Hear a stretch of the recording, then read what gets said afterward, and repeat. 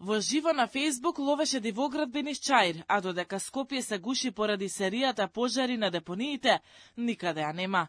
Во време кога главниот град се соочува со сериозна еколошка криза, Данела Арсовска исчезна од јавноста. Сепак, за разлика од претходно, се одважи да одговори на прашањата на Алфа, но како по обичај, вина гледа кај сите, освен кај себе. Градоначалничката вели дека таа во нејзиниот мандат во целост го исчистила делот од Вардариште, кој бил под нејзина надлежност. За се друго, одговорна била општина Газибаба. Надлежност има и Министерството за животна средина, кое со државниот инспекторат може да делува за санкционирање на истите сторители, како и општината.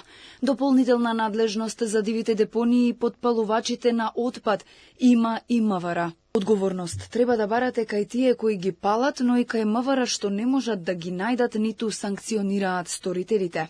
За Дрисла, која е директно и целосно под нејзина надлежност, како и за другите проблеми, градоначалничката немаше коментар.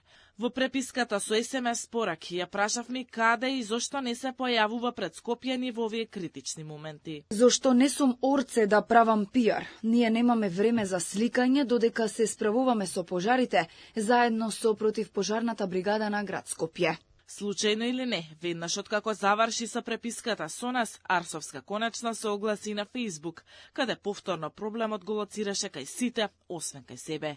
Инаку, едно од ветувањата со кои градоначалничката дојде на власт беше и дека во првите 82 дена од нејзиниот мандат ќе ги исчисти сите депонии на територијата на град Скопје. Сега на помалку од 2 месеци пред да си замине, ситуацијата е многу полоша отколку пред 4 години.